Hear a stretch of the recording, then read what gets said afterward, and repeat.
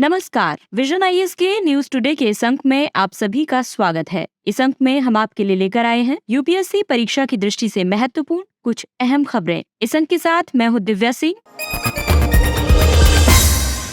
आइए सबसे पहले बात करते हैं इस अंक की हेडलाइंस के बारे में। वाणिज्य और उद्योग मंत्रालय के विदेश व्यापार महानिदेशालय ने नई विदेश व्यापार नीति 2023 जारी की। वित्त वर्ष 2022-23 में भारत का रक्षा निर्यात लगभग 16,000 करोड़ रुपए के अब तक के सबसे उच्च स्तर पर पहुंचा। भारत में प्रोजेक्ट टाइगर के 50 वर्ष सफलतापूर्वक पूरे हुए। एमएसएमई मंत्रालय ने credit guarantee fund trust for micro and small enterprises योजना में कई सुधार किए। भारतीय अंतरिक्ष अनुसंधान संगठन ने दोबारा उपयोग में लाए जा सकने वाले प्रक्षेपण यान का स्वतः लैंडिंग मिशन यानी RLV-LEX का सफलतापूर्वक परीक्षण किया। इंडियन मेडिकल एसोसिएशन तेलंगाना के मुताबिक आवश्यक दवाओं और फॉर्मुलेशंस की कीमतों में बढ़ोतरी होगी। और आइए अब खबरों पर विस्तार से चर्चा करते हैं। वाणिज्य और उद्योग मंत्रालय के विदेश व्यापार महानिदेशालय ने नई विदेश व्यापार नीति 2023 जारी की है। नई FTP 2023 ने विदेश व्यापार नीति 2015 से 20 की जगह ली है। कोविड-19 महामारी और अस्थिर भू राजनीतिक परिदृश्य की वजह से FTP 2015 से 20 को 31 मार्च 2023 तक बढ़ा दिया गया था। फॉरेन ट्रेड पॉलिसी वस्तुओं के आयात और निर्यात से संबंधित विषयों के लिए दिशा निर्देशों और अनुदेशों का एक सेट है। FTP 2023 में देश के निर्यात को मौजूदा स्तर से बढ़ाकर 2030 तक $2 ट्रिलियन तक पहुंचाने का लक्ष्य रखा गया है। इसके लिए नई नीति ने प्रोत्साहन उपायों के स्थान पर छूट और पात्रता आधारित व्यवस्था को अपनाया है। फॉरेन ट्रेड पॉलिसी 2023 के लिए 5 साल की लक्ष्य अवधि नहीं होगी। अब इस पॉलिसी की जो विशेषताएं हैं उनके बारे में आपको बताते हैं। तो सबसे पहले तो इसका उद्देश्य है ईज ऑफ डूइंग बिजनेस करना। इस नीति में ये कहा गया है कि अलग अलग प्रकार की अनुमतियों के लिए स्वचालित अनुमोदन की व्यवस्था होगी। अग्रिम प्राधिकार योजना और पूंजीगत वस्तु निर्यात संवर्धन योजना यानी EPCG के तहत MSME के लिए उपयोगकर्ता शुल्क में कमी की गई है। निर्यात संवर्धन पहलों के बारे में इस नीति में पण्य व्यापार में सुधार किया गया है। रुपए में भुगतान को स्वीकार किया जाएगा। निर्यात उत्कृष्टता के शहर सूची का विस्तार किया गया है। निर्यात हब के रूप में जिला पहल यानी जिला स्तर पर क्षमता निर्माण किया जाएगा। अवसंरचना और लॉजिस्टिक्स विकास जैसे उपाय किए जाएंगे। ई-कॉमर्स निर्यात को बढ़ावा दिया जाएगा और डाक निर्यात सुविधा केंद्र और ई-कॉमर्स निर्यात हब स्थापित किए जाएंगे। विनिर्माण को बढ़ावा देने के लिए जो कदम उठाए जाने हैं उसके तहत प्रधानमंत्री mega integrated textile reason and apparel parks यानी PM मित्र योजना को EPCG की कॉमन सर्विस प्रोवाइडर योजना के तहत लाया गया है। स्टेटस हाउस प्रमाणन के दायरे में फलों और सब्जियों को भी लाया गया है। वहीं विशेष वन टाइम MNST स्कीम की बात करें तो ये योजना उन निर्यातकों के लिए है जो EPCG और एडवांस अथॉरिटी के तहत अपने निर्यात दायित्व को पूरा करने में असमर्थ हैं। वहीं स्कोमेट यानी कि विशेष रसायन जीव सामग्रियां उपकरण तथा प्रौद्योगिकियां लाइसेंस प्रक्रिया को सुव्यवस्थित बनाया गया है। इसके लिए स्कोमेट नीति अलग अलग निर्यात नियंत्रण व्यवस्थाओं के तहत भारत की अंतर्राष्ट्रीय प्रतिबद्धताओं के अनुरूप देश के निर्यात नियंत्रण पर बल देती है। निर्यात नियंत्रण व्यवस्थाएं वासेनर व्यवस्था, ऑस्ट्रेलिया समूह और मिसाइल प्रौद्योगिकी नियंत्रण व्यवस्था है। अगली खबर रक्षा निर्यात से संबंधित है। वित्त वर्ष 2022-23 में भारत का रक्षा निर्यात लगभग 16,000 करोड़ रुपए के अब तक के सबसे ऊंचे स्तर पर पहुंच गया है। भारत ने 2016-17 से रक्षा निर्यात में 10 गुना से ज्यादा वृद्धि की है, जो कि एक उल्लेखनीय उपलब्धि है। भारत ने 2024-25 तक $5 बिलियन अमेरिकी के रक्षा निर्यात का लक्ष्य निर्धारित किया है। रक्षा निर्यात को बढ़ावा देने वाली कुछ प्रमुख पहलें हैं, जैसे कि रक्षा निर्यात रणनीति तैयार की गई है। इसके अलावा रक्षा निर्यात संचालन समिति और निर्यात संवर्धन प्रकोष्ठ का गठन किया गया है। विदेश मंत्रालय ने रक्षा निर्यात के लिए देशों की एक नकारात्मक सूची तैयार की है। निर्यात प्राधिकार की अनुमति प्राप्त करने और उसे प्रक्रियागत करने के लिए एक पूर्णतया end to end online portal विकसित किया गया है। ये पोर्टल निर्यात प्रक्रिया में देरी को कम कर रहा है और साथ ही ईज ऑफ डूइंग बिजनेस को बढ़ावा भी दे रहा है। रक्षा खरीद प्रक्रिया में स्वदेशी सामग्री संबंधी मानदंड तय किए गए हैं। सरकार को विकास लागत के 70% तक के वित्त पोषण की अनुमति दी गई है। इसके अलावा स्वचालित मार्ग के माध्यम से प्रत्यक्ष विदेशी निवेश को बढ़ाकर 74% कर दिया गया है।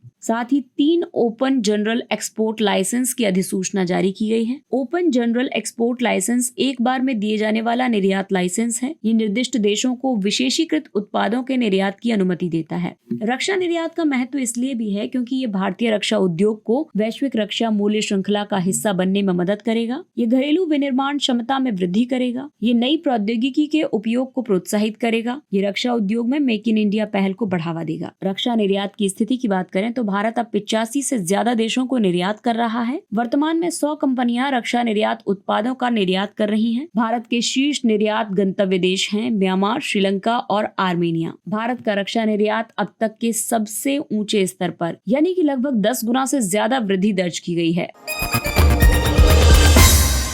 अगली खबर जैव विविधता से संबंधित है। भारत में प्रोजेक्ट टाइगर के 50 वर्ष सफलतापूर्वक पूरे हो गए हैं। भारत में बाघों की सुरक्षा के लिए 1973 में प्रोजेक्ट टाइगर शुरू किया गया था। ये पर्यावरण, वन और जलवायु परिवर्तन मंत्रालय की एक केंद्र प्रायोजित योजना है। इस योजना के तहत बाघ पर्यावास वाले राज्यों को नामित टाइगर रिजर्व में बाघ संरक्षण के लिए केंद्रीय सहायता प्रदान की जाती है। ये योजना देश में बाघों की घटती आबादी को देखते हुए शुरू की गई थी। 1970 के दशक में भारत में बाघों की संख्या 2000 से भी कम रह गई थी। इसीलिए 1973 में प्रोजेक्ट टाइगर शुरू किया गया। हमारे देश में राष्ट्रीय बाघ संरक्षण प्राधिकरण प्रोजेक्ट टाइगर की कार्यान्वयन एजेंसी है। एनटीसीए की स्थापना वन्य जीव संरक्षण अधिनियम 1972 के तहत की गई है। इसकी व्यापक पर्यवेक्षी या समन्वयकारी भूमिका है। ये राज्य सरकारों द्वारा तैयार की गई बाघ संरक्षण योजनाओं को मंजूरी प्रदान करता है। एनटीसीए में अध्यक्ष के रूप में पर्यावरण, वन और जलवायु परिवर्तन मंत्री होता है। इसके अलावा उपाध्यक्ष के रूप में MOEFCC के राज्य मंत्री होते हैं और 3 सांसद तथा पर्यावरण, वन और जलवायु परिवर्तन मंत्रालय का सचिव होता है। प्रोजेक्ट टाइगर की अब तक की उपलब्धियों की बात करें तो इस प्रोजेक्ट की वजह से भारत में बाघों की आबादी बढ़कर वर्तमान में 3000 हो गई है। भारत में विश्व की 70% बाघ आबादी है।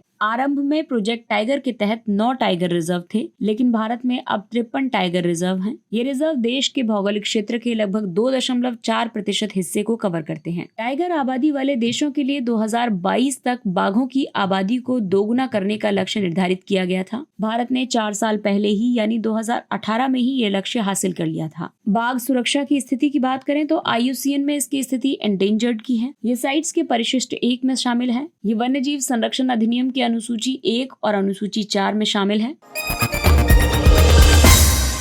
सूक्ष्म, लघु और मध्यम उद्यम मंत्रालय ने credit guarantee fund trust for micro and small enterprises योजना में कई सुधार किए। CGTMSE योजना 2005 में शुरू की गई थी और इस योजना के तहत सूक्ष्म, लघु और मध्यम उद्यमों को जमानत मुक्त ऋण उपलब्ध कराया जाता है। ये योजना पहली पीढ़ी के उद्यमियों को स्वरोजगार के लिए प्रेरित करती है। इसके लिए ऐसे उद्यमियों को तृतीय पक्ष गारंटी मुक्त या जमानत मुक्त ऋण के रूप में क्रेडिट गारंटी युक्त वित्त पोषण प्रदान किया जाता है। ऋण देने वाली संस्थाओं में वाणिज्यिक बैंक, क्षेत्रीय ग्रामीण बैंक, अनुसूचित शहरी सहकारी बैंक और गैर अनुसूचित शहरी सहकारी बैंक शामिल हैं। इसके कार्यान्वयन प्राधिकरण के तहत योजना के कार्यान्वयन की जिम्मेदारी क्रेडिट गारंटी फंड ट्रस्ट को सौंपी गई है। इस ट्रस्ट को MSME और भारतीय लघु उद्योग विकास बैंक ने स्थापित किया है। इस योजना के नए प्रावधानों के तहत CGTMSE का कोष 8000 करोड़ रुपए का है। इसमें वार्षिक गारंटी शुल्क में कमी की गई है। इसके तहत 1 करोड़ रुपए तक के ऋणों के शुल्क को 2% प्रतिवर्ष की उच्च दर से घटाकर 0.37% प्रतिवर्ष कर दिया गया है। गारंटियों के लिए अधिकतम सीमा 2 करोड़ रुपए से बढ़कर 5 करोड़ रुपए तक कर दी गई है। दावों के निपटान के लिए 10 लाख रुपए तक के बकाया ऋण के लिए गारंटी के संबंध में दावों के निपटान के लिए अब कानूनी कार्रवाई शुरू करने की जरूरत नहीं होगी। CGTMSE की मुख्य विशेषताओं की बात करें तो इसमें खुदरा व्यापार सहित विनिर्माण और सेवाओं को अनुमति है। स्वयं सहायता समूह और कृषि इसके लिए पात्र नहीं है। सूक्ष्म और लघु उद्यमों की बात करें तो प्रति पात्र उधारदाता 500 लाख रुपए तक की निधि और गैर निधि आधारित ऋण सुविधा है। वहीं ब्याज दर देखें तो RBI के दिशा निर्देशों के अनुसार प्रभारित ब्याज दर के साथ पात्र MLIs द्वारा अनुमोदित कोई भी ऋण सुविधा योजना के तहत कवरेज के योग्य होगी। 75 से 85% कवरेज होगा और 100 से ज्यादा सदस्य ऋणदाता संस्थान जैसे कि PSU, private bank, MFI, RRBs, FIs, विदेशी बैंक, SFBs, SUCBs और NBFCs हैं। भारतीय अंतरिक्ष अनुसंधान संगठन ने दोबारा उपयोग में लाए जा सकने वाले प्रक्षेपण यान का स्वतः लैंडिंग मिशन का सफलतापूर्वक परीक्षण किया। RLV-LEX टेस्ट इसरो के 5 परीक्षणों में से दूसरा परीक्षण था। ये 5 परीक्षण RLVs या अंतरिक्ष विमान या शटल्स विकसित करने के इसरो के प्रयासों का हिस्सा है। इन विमान या शटल्स को दोबारा उपयोग में लाए जा सकने वाले प्रक्षेपण यान प्रौद्योगिकी प्रदर्शन कार्यक्रम के तहत विकसित किया जा रहा है। RLV वास्तव में लो लिफ्ट टू ड्रैग अनुपात वाला एक अंतरिक्ष विमान है। ये पेलोड को निम्न भूकक्षाओं में स्थापित करके वापस पृथ्वी पर लौटाता है। इससे भविष्य में भी इस यान को इस्तेमाल किया जा सकता है। इस यान को उन्नत बनाकर भारत के दोबारा उपयोग होने वाले 2 चरणीय कक्षीय प्रक्षेपण यान के पहले चरण के रूप में विकसित किया जाएगा। RLV-TD कार्यक्रम का उद्देश्य पूरी तरह से दोबारा उपयोग होने वाले प्रक्षेपण यान के लिए आवश्यक तकनीकों का विकास करना है। ये कम लागत पर अंतरिक्ष में उपग्रहों का प्रक्षेपण संभव बनाएगा। इसमें hypersonic flight, autonomous landing, return flight experiment, powered cruise flight और स्क्रैमजेट प्रोपल्शन एक्सपेरिमेंट जैसी प्रौद्योगिकियां शामिल हैं। नासा लंबे समय से RLV का उपयोग कर रहा है। यहाँ तक कि स्पेस एक्स जैसी निजी अंतरिक्ष एजेंसियां भी आंशिक रूप से दोबारा उपयोग होने वाली प्रक्षेपण प्रणाली का प्रदर्शन कर रही हैं। RLV को अंतरिक्ष तक पहुंचने के लिए कम लागत वाला, विश्वसनीय और ऑन डिमांड माध्यम माना जाता है। इसके मुताबिक विशेष मिश्र धातु, कंपोजिट और इंसुलिन जैसी सामग्रियों का चयन चुनौतीपूर्ण है। इसके अलावा इसके अलग अलग भागों की क्राफ्टिंग करना बहुत जटिल है। साथ ही इस प्रणाली के लिए अत्यधिक कुशल कार्यबल की जरूरत होती है। और आइए बात करते हैं फार्मास्यूटिकल क्षेत्र की। इंडियन मेडिकल एसोसिएशन तेलंगाना के मुताबिक आवश्यक दवाओं और फॉर्मुलेशंस की कीमतों में बढ़ोतरी होगी। IMA तेलंगाना के मुताबिक 384 आवश्यक दवाओं और 1000 से ज्यादा फॉर्मुलेशंस की कीमतों में 11% से अधिक की बढ़ोतरी होगी। इस मूल्यवर्धन का कारण थोक मूल्य सूचकांक में हुई तीव्र वृद्धि है। भारत में दवाओं की कीमतों के विनियमन की बात करें तो प्रत्येक कुछ वर्षों के अंतराल पर स्वास्थ्य और परिवार कल्याण मंत्रालय आवश्यक दवाओं की राष्ट्रीय सूची तैयार करता है। NLEM को पहली बार 1996 में तैयार किया गया था। बाद में 2003, 2011 और 15 और 2022 में इसे संशोधित किया गया था। NLEM में सूचीबद्ध होने के साथ ही औषध मूल्य नियंत्रण आदेश यानी DPCO के तहत स्वतः ही मूल्य नियंत्रण के दायरे में आ जाती हैं। साथ ही सरकार को चिकित्सा आवश्यकता के किसी भी मद को मूल्य नियंत्रण के तहत लाने की विशेष शक्तियां प्राप्त हैं। इस प्रावधान का प्रयोग कार्डियक स्टेंट की कीमतों और घुटने के प्रत्यारोपण में आने वाली लागत को विनियमित करने के लिए किया गया था। दवाओं का अधिकतम मूल्य तय करने के लिए DPCO बाजार आधारित मूल्य निर्धारण तंत्र का पालन करता है। थोक मूल्य सूचकांक के आधार पर अधिकतम मूल्य में वार्षिक वृद्धि की अनुमति दी जाती है। हालांकि गैर अनुसूचित दवाओं के मामले में प्रतिवर्ष 10% की मूल्य वृद्धि की अनुमति होती है और ऐसी दवाओं पर कोई उच्चतम मूल्य सीमा नहीं होती है। NLEM यानी कि आवश्यक दवाओं की राष्ट्रीय सूची में दवाओं को अनुसूचित श्रेणी में शामिल किया जाता है। इनमें कीमतें राष्ट्रीय औषध मूल्य निर्धारण प्राधिकरण यानी NPPA नियंत्रित करता है। NPPA रसायन और उर्वरक मंत्रालय में विशेषज्ञों का एक स्वतंत्र निकाय है। उच्चतम मूल्य सीमा के बारे में उच्चतम मूल्य की गणना संबंधित दवाओं के कुल बाजार टर्नओवर के कम से कम 1% बाजार हिस्सेदारी वाले सभी ब्रांड्स की औसत कीमत में खुदरा विक्रेताओं के लिए लगभग 16% मार्जिन को जोड़कर की जाती है। और आइए बात करते हैं कुछ अन्य महत्वपूर्ण सुर्खियों की। अग्रिम मूल्य निर्धारण समझौता। केंद्रीय प्रत्यक्ष कर बोर्ड ने वित्त वर्ष 2022-23 में भारतीय करदाताओं के साथ रिकॉर्ड 95 अग्रिम मूल्य निर्धारण समझौते किए हैं। CBDT ने APA कार्यक्रम के शुभारंभ के बाद से किसी भी वित्त वर्ष की तुलना में इस वर्ष सबसे ज्यादा APAs किए हैं। APA यानी कि अग्रिम मूल्य निर्धारण समझौते करदाता और कर प्राधिकरण के बीच एक समझौता है। यह समझौता भावी वर्षों के लिए करदाता के अंतर्राष्ट्रीय लेनदेन के मूल्य निर्धारण के लिए स्थानांतरण मूल्य निर्धारण पद्धति को तय करता है। ये एक पक्षीय या द्विपक्षीय अग्रिम मूल्य निर्धारण समझौते या फिर बहुपक्षीय अग्रिम मूल्य निर्धारण समझौते के रूप में हो सकता है। आयकर अधिनियम 1961 में APA का प्रावधान किया गया है। APA से ये लाभ होता है कि ये एक तो दोहरे कराधान से बचाव करता है, जटिल और उच्च जोखिम वाले लेन देन में निश्चितता प्रदान करता है, अनुपालन लागत कम करता है और ईज ऑफ डूइंग बिजनेस को बढ़ावा देता है।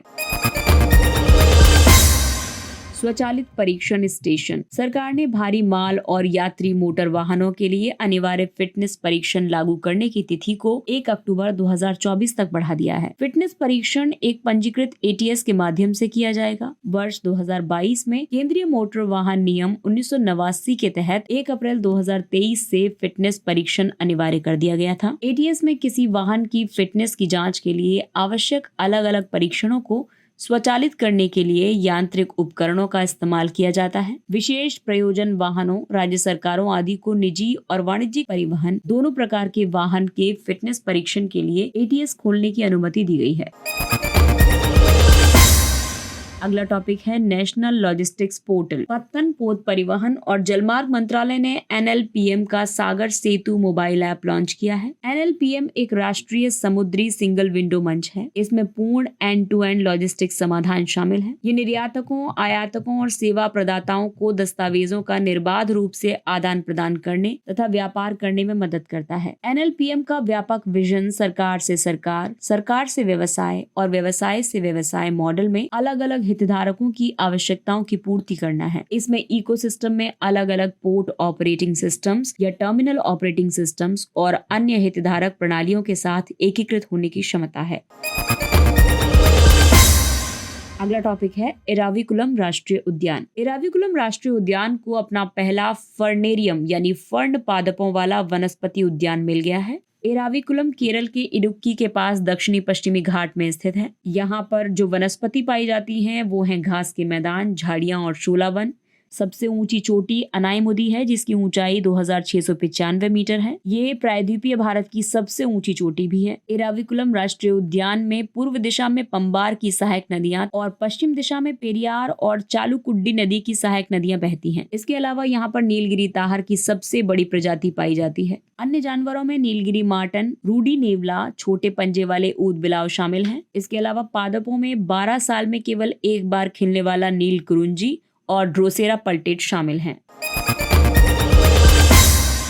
ऊर्ध्वगामी आकाशीय बिजली या ऊर्ध्वगामी चमक। ब्राजील के शोधकर्ताओं ने ऊर्ध्वगामी आकाशीय बिजली की तस्वीरें लेने में सफलता हासिल की है। ऊर्ध्वगामी आकाशीय बिजली एक परिघटना है। इस परिघटना में धरातल पर निर्मित या मौजूद किसी ऊर्ध्वाधर यानी लंबवत कोई भी संरचना है, जैसे कि भौतिक संरचना है, कोई भी स्थल बना हुआ है या फिर कोई भी बिल्डिंग है, इससे स्व आरंभित बिजली की चमक उत्पन्न होती है और बिजली की ये चमक ऊपर विद्यमान तूफान वाले विद्युत आवेशित बादलों की ओर गति करती है। इस परिघटना के लिए तूफान में बिजली की चमक पैदा होना और इसके परिणाम स्वरूप आवेशित बादलों वाले क्षेत्र की मौजूदगी जरूरी है। धरातल पर मौजूद ऊर्ध्वाधर संरचना स्थानीय रूप से भूमि पर निर्मित विद्युत क्षेत्र को संकेंद्रित करती है और इसकी वजह से ऊर्ध्वाधर संरचना से ऊपर की ओर बिजली की चमक पैदा होने के लिए अनुकूलित परिस्थितियों का निर्माण होता है। बिजली की इस चमक या रेखा को लीडर कहा जाता है।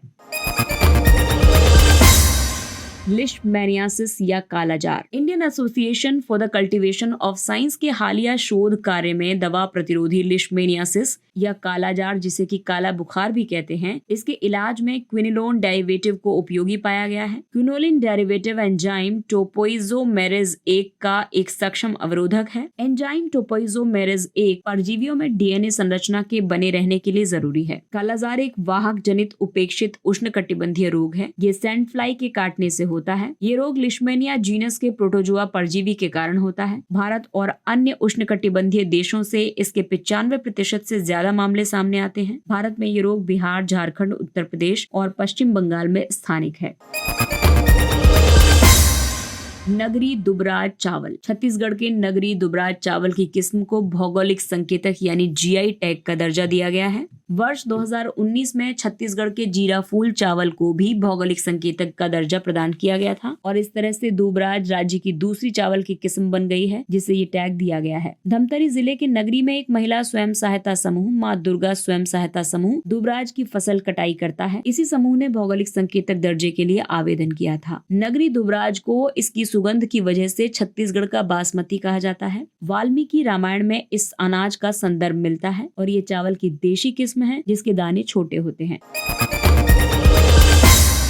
अगला टॉपिक है थिरा महोत्सवम। पूथन और थिरा एक प्राचीन लोक नृत्य है। ये केरल के त्रिशूर जिले में थिरा महोत्सवम के दौरान प्रदर्शित किया जाता है। आमतौर पर हर साल पूरम उत्सव के दौरान पूथन और थिरा का प्रदर्शन होता है। पौराणिक कथाओं के मुताबिक थिरा और पूथन भगवान शिव के उपसेनापति थे। उन्हें देवी काली के साथ मिलकर राक्षस राजा दारिका को मारने के लिए भेजा गया था। राक्षस का वध करने के बाद थिरा और पूथन ने अपनी जीत का जश्न मनाने के लिए देवी काली के साथ नृत्य किया था। इस नृत्य को प्रदर्शित करने वाले नर्तक मन्नन और पेरुमन्नन समुदायों से संबंधित होते हैं। इस नृत्य में उपयोग किए जाने वाला मुख्य वाद्य यंत्र पारा है, जो कि एक ताल या आघात वाद्य यंत्र है। इसके साथ ही ये अंक समाप्त होता है। अगले अंक में फिर मुलाकात होगी कुछ अन्य महत्वपूर्ण खबरों के साथ। तब तक अपने लक्ष्य के लिए तत्पर रहिए और अगर आपको हमारा कंटेंट अच्छा लगता है तो इसे लाइक, सब्सक्राइब और शेयर जरूर करें। और अब हमें यानी विजन IAS की पूरी टीम को दीजिए इजाजत।